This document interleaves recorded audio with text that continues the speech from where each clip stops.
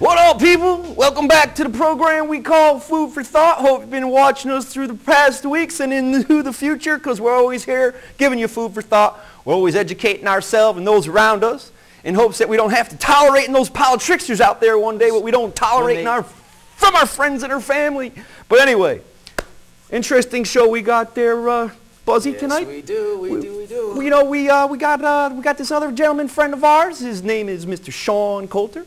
Interesting how I came to meet this gentleman. You know, my sister, she knows what I'm into as far as what I like to talk about and, you know, concern myself with and the issues thereby. But anyway, one day she had this stone cutter over, blah, blah, blah, doing some work in her kitchen, and they started talking.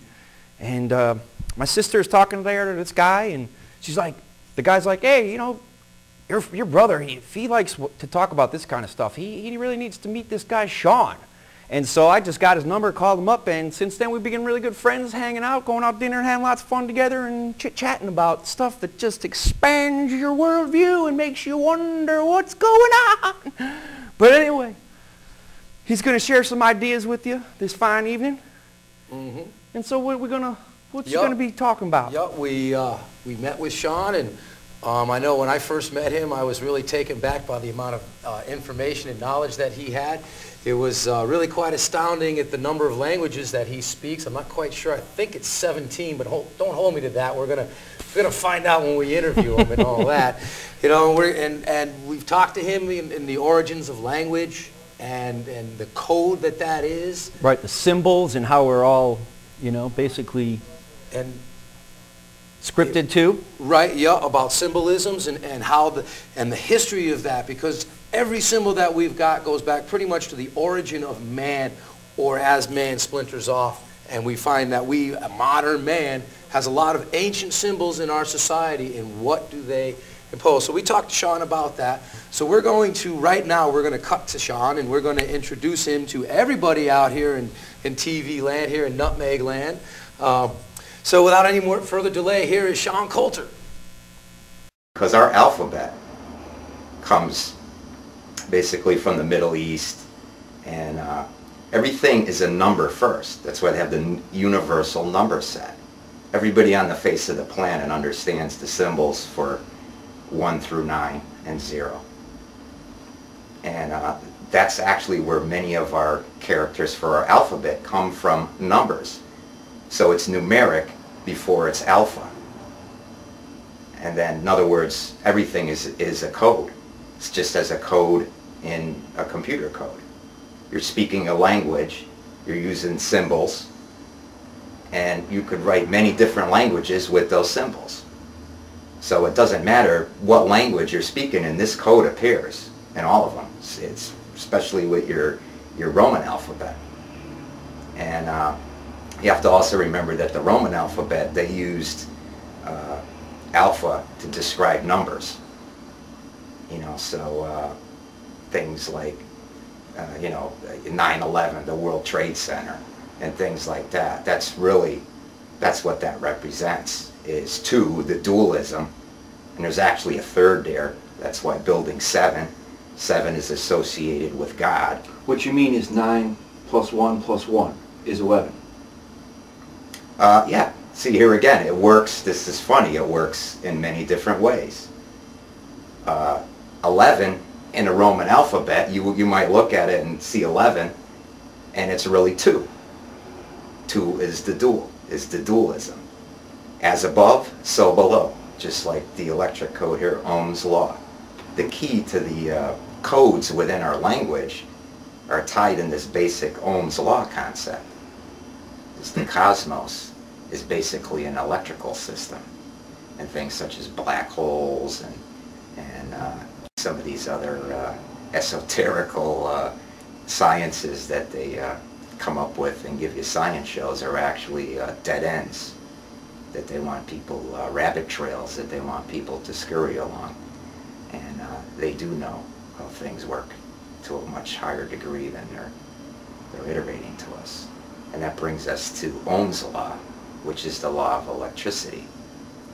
And that's E over I times R. And in the esoteric Masonic type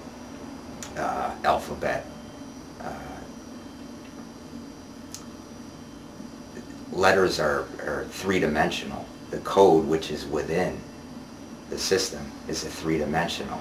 It's more like our alphabets, and most of the alphabets that are phonetic, that's what they are. In other words, it tells you how to pronounce a word phonetically. That's how you're taught. Whereas in Chinese, it's a symbol which has a tonal reference, which has a reference to the item, an apple, whatever it is you're speaking of.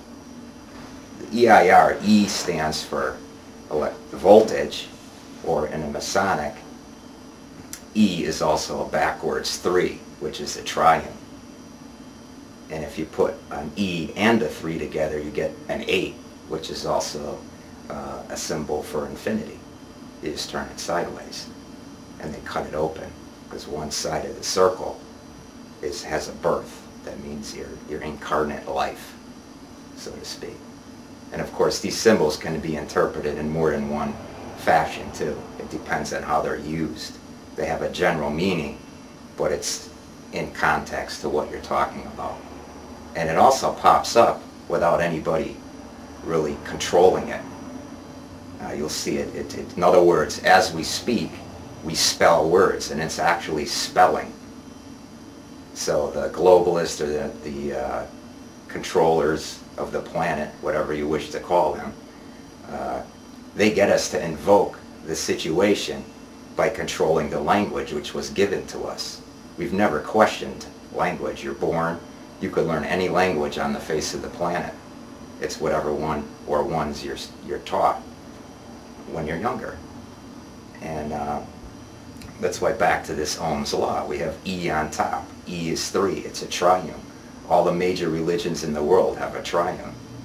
You have Father, Son, Holy Ghost, Brahma, Vishnu, Shiva, Abraham, Isaac, and Jacob. And because it's based on this triune. And the formula itself is also a triune. There's 3 aspects to the Ohm's law, which is electricity, and all, whether it's electrical, electronics, everything uses this. This is the first thing you learn in electrical systems. And no coincidence, our money system is called currency, because that's also a subsystem of this concept on how things are executed for the Federal Reserve, which is the single bank of planet Earth, basically. You know, we have the World Bank, the Federal Reserve. It's all the same people. It doesn't matter what country you go to. Just a group of 10 or 12 families that have been running things for quite a while now. And that's how they get us to do things for them, through the currency system, which is also a false god, so to speak. It really is. And below E, which is 3, which is 8, you have a divide line, right? It's a line. And when you're in school, you're taught, well, this is divide these numbers. Well, in the esoteric religion, which is running this planet, that's a divide. As above, so below. So it also works in that fashion. And below we have I, which is a line with a circle on top. A circle is not nothing. It means everything. In other words, you need everything before you can count. You need everything before you could say 1. And then you need 1 before you could say 2. So basically, you're not taught to think that 0 is everything. You're taught that 0 is nothing. But there are numbers below 0. You write a -1, -2. So there you would say that, no, this is everything. And then after the I, we have R. And R is can be drawn like a shepherd's crook back from the Egyptian times. Represents resistance. So what you have with this is a primary Ohm's law. It ties into how the cosmos works, which is electrical.